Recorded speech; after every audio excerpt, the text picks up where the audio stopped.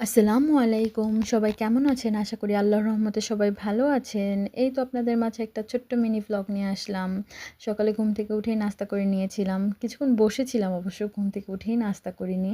কিছুক্ষণ বসে নাস্তা করেছিলাম। আজকে নাস্তা তেমন কিছু বানাইনি। শুধু ওটস খেয়েছিলাম। বানাতে ইচ্ছে করেনি। তারপরে তো বাসায় কিছু বাজার আনা হয়েছিল।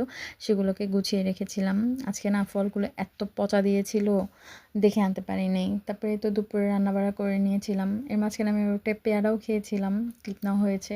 তারপরে তো দুপুরে রান্নাবাড়া শেষ করে গোসল-টোসল করে দুপুরে খাবার খেতে চলে আসছিলাম। খাবার-টাবার খেয়ে কিছুক্ষণ সময় রেস্ট করেছিলাম, ঘুমিয়েছিলাম একটু। তারপরে তো ছেলে আবার বায়না করলো বাহিরে যাবে, ছেলেকে নিয়ে একটু দোকানে চলে গেলাম। দোকানে গেলাম, কিছু টুকটাক কিনলো। তারপরে তো বাসায় আসতে না আসতে আবার বৃষ্টি। এখনকার আবহাওয়া যে কী! শুধু এই বৃষ্টি, এই রোদ, এই অনেক বেশি বাতাস। তারপরে তো সন্ধ্যের নাস্তায় মোমো বানিয়েছিলাম। আজকের মোমোটা অনেক মজা হয়েছিল।